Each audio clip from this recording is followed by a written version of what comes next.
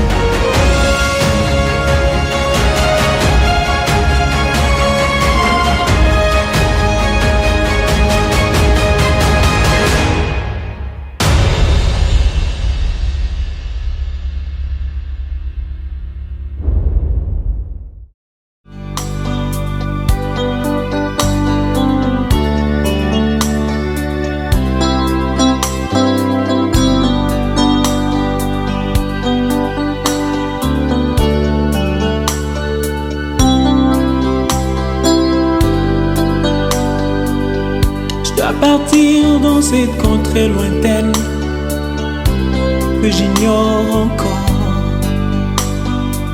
là où il y a la paix sans peine, mais pas avec ce corps. Il y a une louange qui ne s'éteint avec les anges nadant. Je dois partir dans cette contrée lointaine que j'ignore encore, là où il y a la paix sans peine, mais pas avec ce corps. Il y a une louange qui ne s'éteint avec les anges nadant. Et ce jour-là, nous serons dans la joie,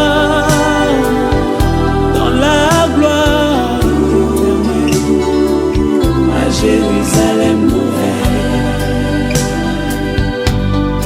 Et ce jour-là, nous serons dans la joie, dans la gloire éternelle, à Jérusalem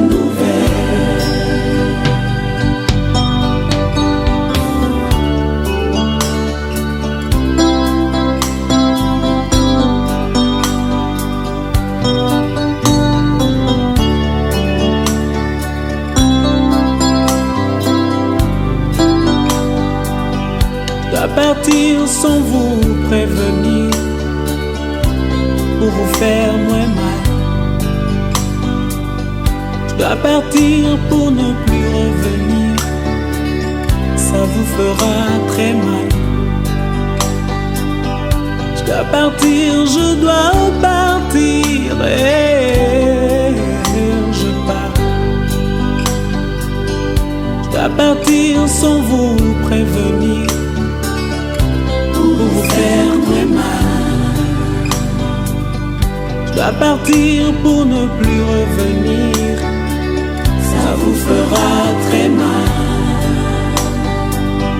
Je dois partir, je dois partir, et où je pars.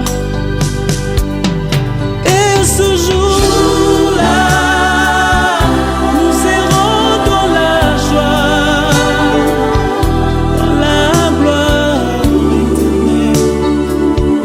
Jérusalem nouvelle.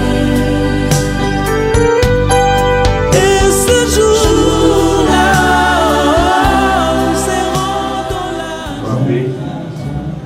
Par le départ de notre frère, notre ami, notre époux, notre président, Papa François, nous voulons dire merci déjà à la famille qui a bien voulu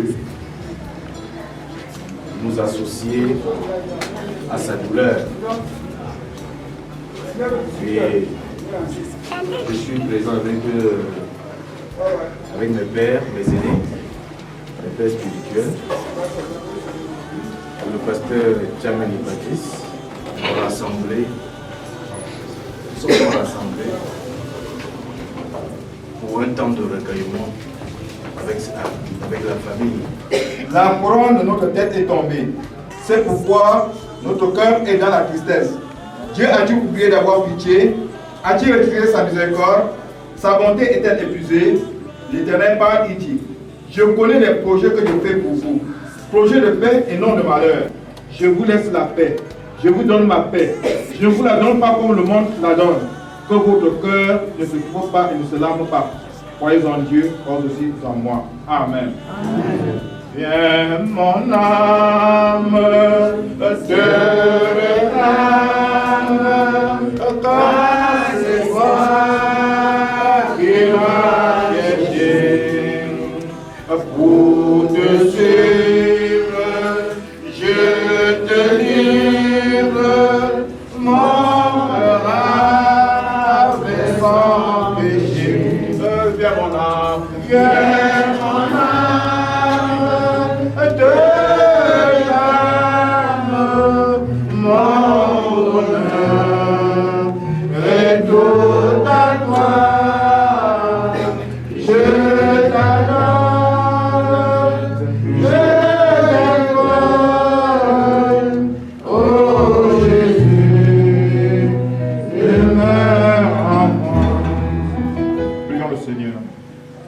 Seigneur, voici que notre frère Nahan, toute sa demeure terrestre, descend derrière lui la souffrance de ceux qu'il aime. Donne-nous garder son souvenir, non pas dans l'amertume de ce que nous perdons, ni même dans le regret du passé, mais dans l'espérance de ton royaume où tu feras des tiens, tes serviteurs pour l'éternité. Dieu de toute consolation, avec et soutien par ta présence, nos frères et sœurs dans le deuil pour les 10 étapes de cette journée. Et toi, Jésus crucifié, qui fut l'homme de douleur et qui a apporté toutes nos épreuves, viens remplir toi-même pendant les jours qui viennent le vide laissé par ce départ. Que ta paix, qui surpasse toute intelligence, demeure sur cette maison. Notre Père qui est aux cieux, que ton nom soit sanctifié, que ton règne vienne, que ta volonté soit faite sur la terre comme au ciel. Donne-nous aujourd'hui notre pain de ce jour. Pardonne-nous nos offenses, comme nous pardonnons aussi à ceux qui nous offensent. Et ne nous soumets pas à la tentation, mais délivre-nous du mal, car c'est à toi qu'appartient le règne, la puissance et la gloire, pour les siècles des siècles. Amen. Que le Dieu de l'espérance vous garde dans son amour inaltérable, qu'il vous assiste en toutes circonstances par son esprit jusqu'au retour de notre Seigneur et Sauveur Jésus-Christ. Amen. Amen. S'il y a des porteurs, ceux qui sont chargés, porteurs de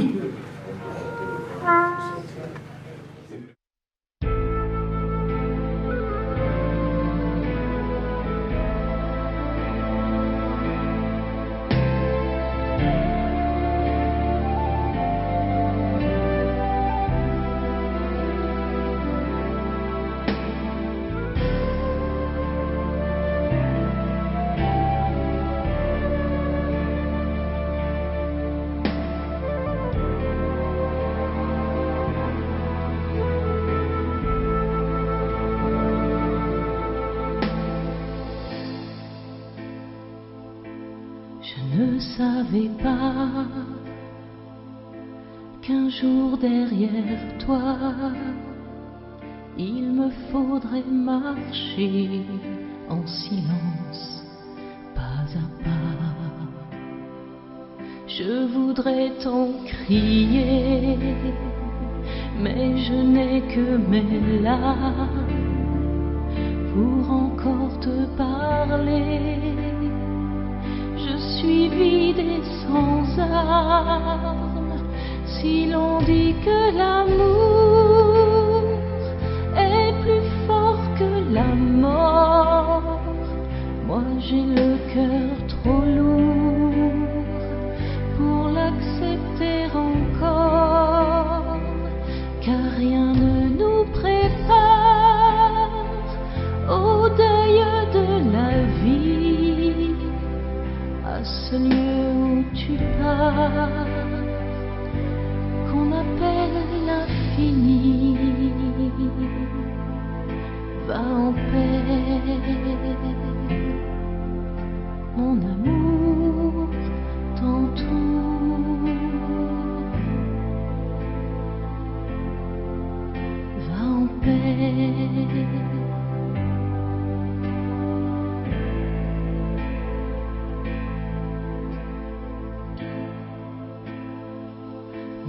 sommes là avec toi, le cœur triste et tremblant, acquitté de la foi, tous émus mais vivants, et nos cœurs te portent à la force de nos bras. Si des larmes l'emportent, rien ne nous séparera. Comme un arbre qui meurt dans le froid de l'hiver, tu prépares ton cœur de la vie, de la terre, pour un nouveau printemps où nous serons toujours. En attendant ce temps, tu es mon plus beau chant d'amour. Va en paix, mon amour t'entoure. Va en paix.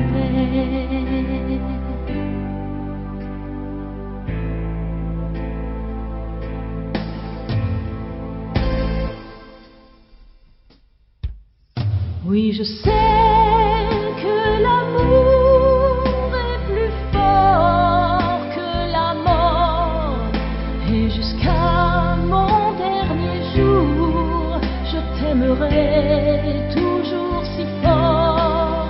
Oui, je sais que l'amour est plus fort que la mort, et jusqu'à mon dernier jour, je t'aimerai toujours si fort.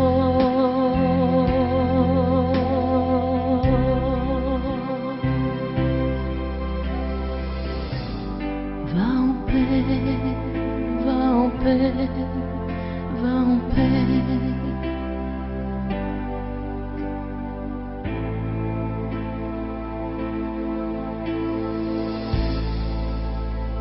Chers mamans, chers papas, chers frères et sœurs, une fois de plus, la famille Coco vous souhaite la bienvenue et vous remercie pour vos sacrifices suprêmes depuis la fête de la mendicité et après la fête de la mendicité. Vous n'avez pas cessé de nous soutenir et nous vous soutenons en retour de très bon temps.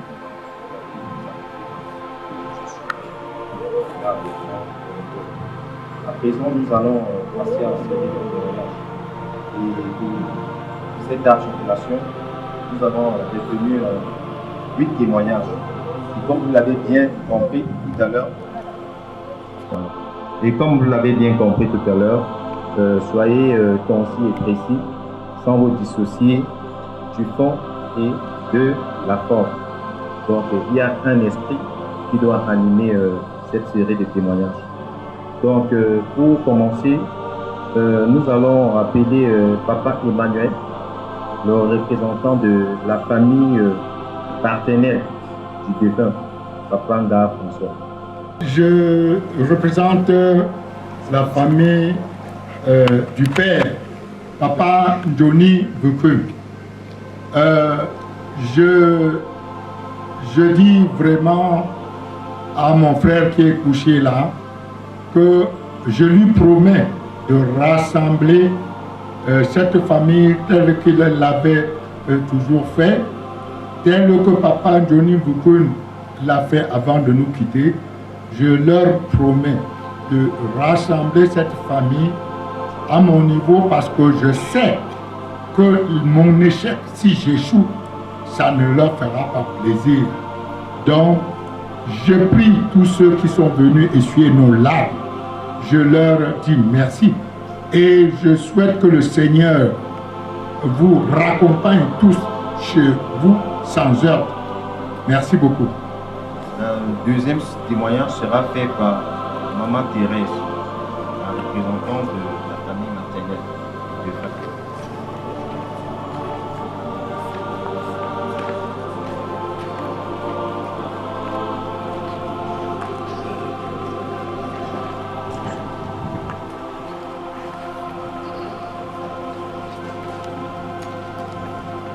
famille Mamillou, sortez-vous tous. Et vous vous tenez dans la main dans la main, tout le monde. Je salue mes révérends pasteurs. Soyez les bienvenus. Je salue l'assistance. Soyez les bienvenus. Comme vous êtes venus nous accompagner pour que nous enterrons notre Père. Je vous remercie beaucoup, grandement. Et je remercie Maman Fanny. Bon, soyez les bienvenus, tout le monde. Je vous remercie beaucoup. Et je remercie Maman Fanny vraiment pour ces bienfaits dans la famille. Je te remercie, Maman. Tu es notre mère. Je te remercie grandement. Bon, comme sur la terre, tout le monde est pécheur. Je prie au bon Dieu que si notre frère a offensé quelqu'un, il faut que vraiment le bon Dieu puisse lui pardonner. Et si aussi les enfants l'ont offensé, il faut que le Seigneur les pardonne. Bon, je ne peux pas aller loin. Dieu qui vous a accompagné ici, il faut qu'il vous raccompagne chez vous sans heurte, dans vos domiciles. Je vous remercie. Maître Dick Claude, qui est le jeune d'or de la famille maternelle du pape, du défunt.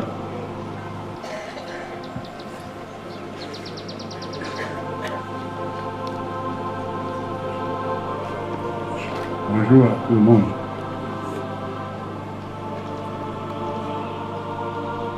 Autorité religieuse, autorité administrative, autorité traditionnelle, chers invités. Quand je vous vois tous assis, je vous dis d'abord merci. Merci à vous toutes.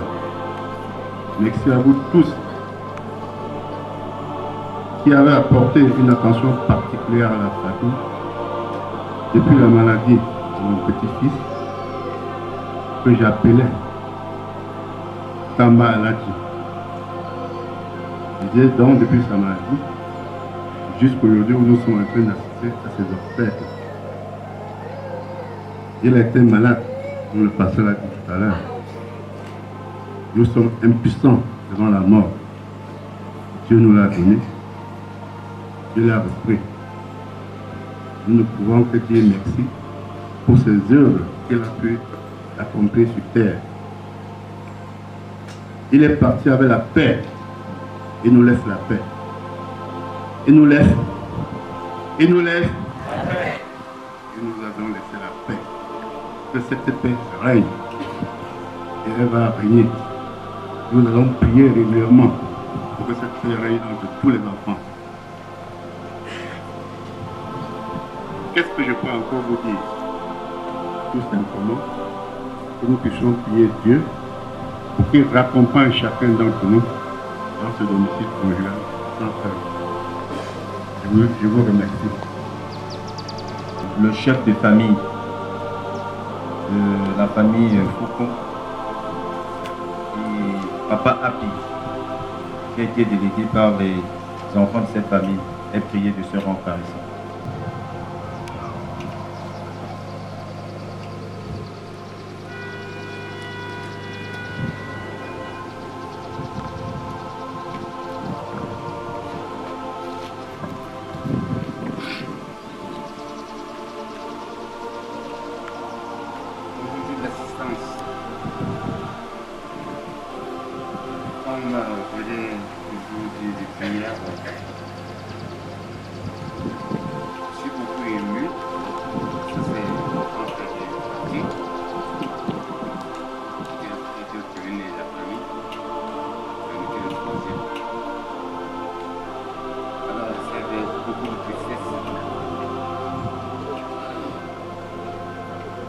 Vous avez beaucoup de tristesse que je ne vois pas partir. C'est vrai que ça fait un bon moment que nous ne sommes pas. Je vous remercie d'être venu, qu'on puisse accompagner cette première rencontre. Je dirais tout simplement,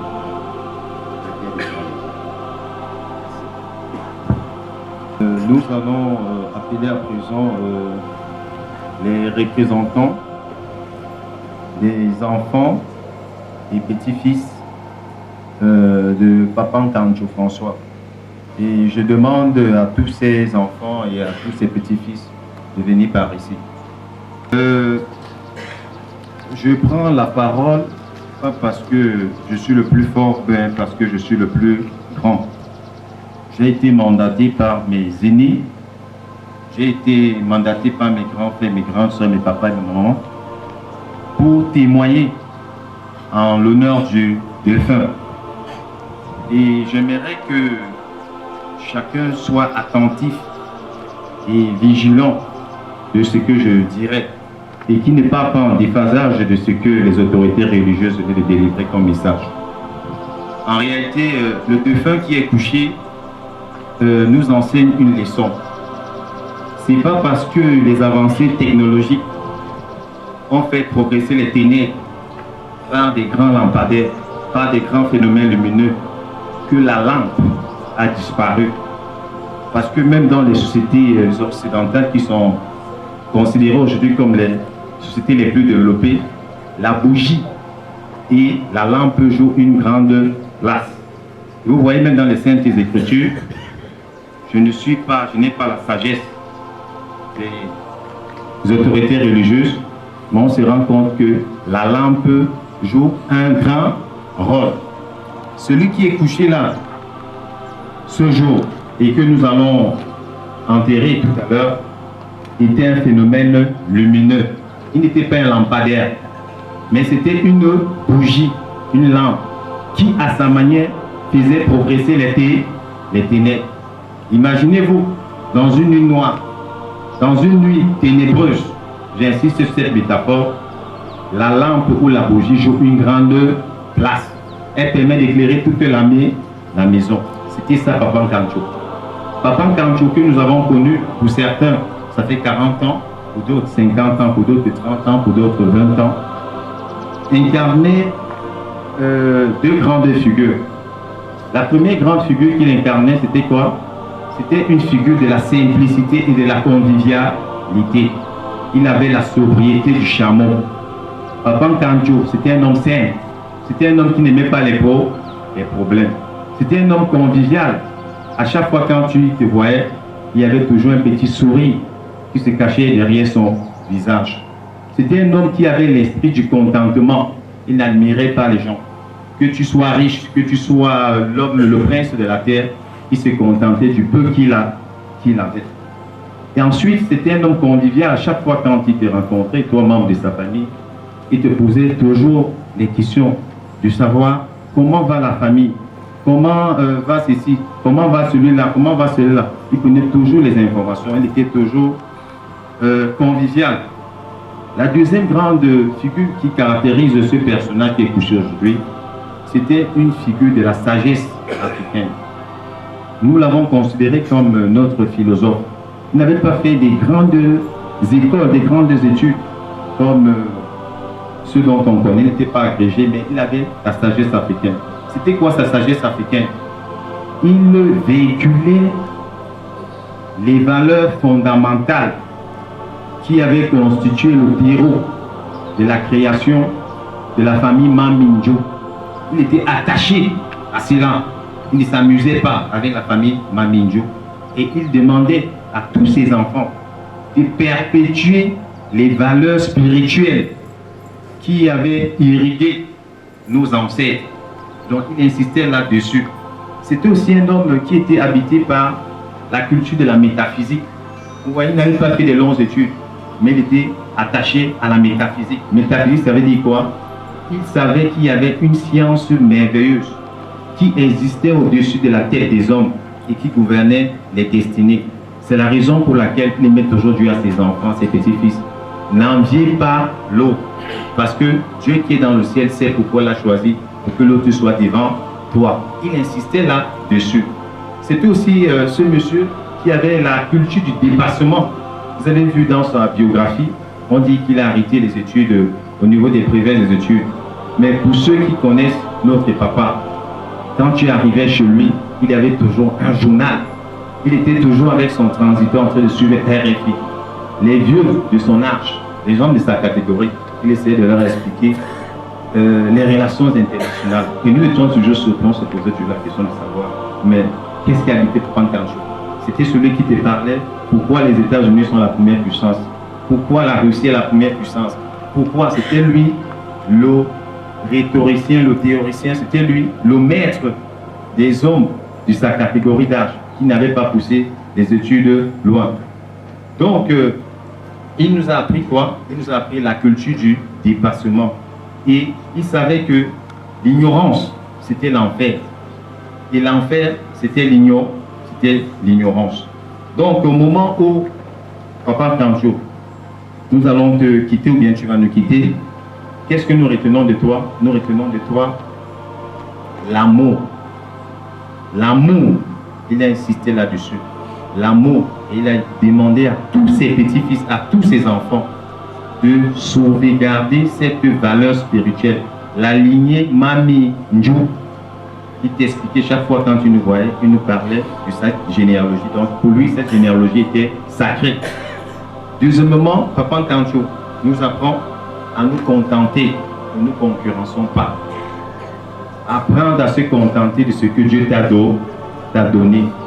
N'envie pas l'autre parce qu'il est devant. S'il est devant, c'est parce que la science merveilleuse qui existe au-dessus de nos têtes a su pourquoi il lui a donné tel talent que toi.